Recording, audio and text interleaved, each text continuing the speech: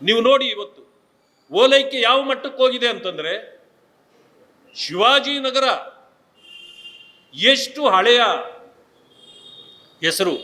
ಶಿವಾಜಿನಗರ ಅಂದರೆ ಇಡೀ ದೇಶಕ್ಕೆ ಗೊತ್ತಿರತಕ್ಕಂಥ ಹೆಸರು. ಈಗ ಯಾರೋ ಸೆಂಟ್ ಮೇರಿ ಅನ್ನೋರ ಹೆಸರನ್ನ ಇಡ್ತಾರೆ ಅಂತ ಅರ್ಥ ಮಾಡ್ಕೊಳ್ಳಿ. ಸರ್ಕಾರ ಒಂದು ಹೇಳಿಕೆ ಕೊಟ್ಟಿರೋದನ್ನು ನಿನ್ನೆ ನೋಡಿದ್ದೇವೆ. ಶಿವಾಜಿ ಅಂತಕ್ಕಂಥವರು ಕರ್ನಾಟಕದವರು ಅಲ್ಲವಂತೆ. ಸೆಂಟ್ ಮೇರಿ ಯಾವ ದೇಶದವರು? ಅವರು ಶಿವಾಜಿನಗರದವರ, ಕರ್ನಾಟಕದವರ? ಏನಾದರೂ ಈ ರೀತಿ ನೆಪ ಹೇಳಿ, ಈ ರೀತಿ ಕೆಟ್ಟ ಪದ್ಧತಿಗಳಿಗೆ ಅವಕಾಶಗಳನ್ನು ಕೊಡ್ತಕ್ಕಂಥದ್ದು ಸರಿಯಲ್ಲ. ಜನ ಮೆಚ್ಚುವ ಕೆಲಸ ಮಾಡಬೇಕೇ ಹೊರತು ಜನರನ್ನ ದಾರಿ ತಪ್ಪಿಸ್ತಕ್ಕಂಥ ಕೆಲಸ ಮಾಡಿದ್ರೆ ಸರ್ಕಾರಗಳು ಕೂಡ ಮುಂದೆ ಕೆಲಸ ಮಾಡತಕ್ಕಂಥದ್ದು ಕಷ್ಟ ಆಗತ್ತೆ.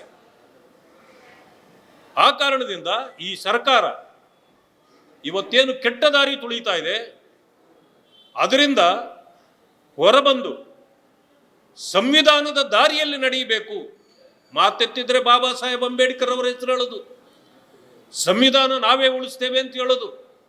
ಆದರೆ ಬಾಬಾ ಸಾಹೇಬ್ರಿಗೂ ದೋಖ, ಸಂವಿಧಾನಕ್ಕೂ ದೋಖ, ದಲಿತರಿಗೂ ದೋಖ.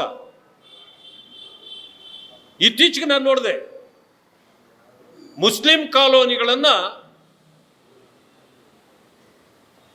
ಸುಮಾರು 400 ಕೋಟಿ ರೂಪಾಯಿಗಳಲ್ಲಿ ಮುಸ್ಲಿಂ ಕಾಲೋನಿಗಳನ್ನು ಸುಭದ್ರಗೊಳಿಸ್ತಕ್ಕಂಥದ್ದು, ಉತ್ತಮಗೊಳಿಸ್ತಕ್ಕಂಥ ಕೆಲಸ. ಅದೇ ದಲಿತ ಸಮುದಾಯಗಳು ಕೊಳಚೆ ಪ್ರದೇಶ ಅಂತ ಇವತ್ತಿಗೂ ಕರೆಯೋದು.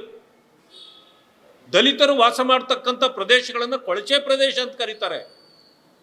ಆದರೆ ಈ ಸರ್ಕಾರಕ್ಕೆ ಕೊಳಚೆ ಪ್ರದೇಶಗಳ ಬಗ್ಗೆ ಕಾಳಜಿ ಇಲ್ಲ. ಇಷ್ಟಾದರೂ ಕೂಡ ಅವರ ಬದುಕನ್ನು ಹಸನು ಮಾಡಬೇಕು ಅನ್ನೋ ಭಾವನೆ ಇವರಿಗೆ ಹುಟ್ಟಲೇ ಇಲ್ಲ. ಹೇಳೋದು ಮಾತ್ರ ವೋಟ್ ಬ್ಯಾಂಕ್ನ ಇದಕ್ಕಾಗಿ ನಾವು ದಲಿತರ ಪರ.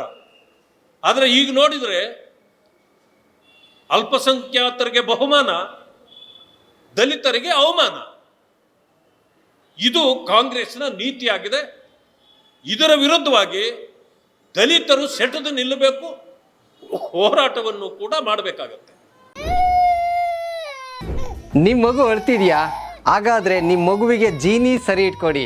ಯಾಕಂದ್ರೆ ಜೀನಿ ಸರಿ ಇಟ್ಟು ನಿಮ್ಮ ಮಗುವಿಗೆ 100% ಸರಿಯಾದ ಆಹಾರ. ನಿಮ್ಮ ಮಗು ನೆಮ್ಮದಿಯಾಗಿ ನಿದ್ದೆ ಮಾಡಬೇಕಾ, ದಷ್ಟಪುಷ್ಟವಾಗಿ ಬೆಳಿಬೇಕಾ? ಹಾಗಾದ್ರೆ ಜೀನಿ ಸರಿ ಇಟ್ಟು ಕೊಡಿ. ಎಲ್ಲಾ ಮೆಡಿಕಲ್ ಶಾಪ್ಗಳು, ದಿನಸಿ ಅಂಗಡಿಗಳು, ಸೂಪರ್ ಮಾರ್ಕೆಟ್ಗಳಲ್ಲಿ ಲಭ್ಯ.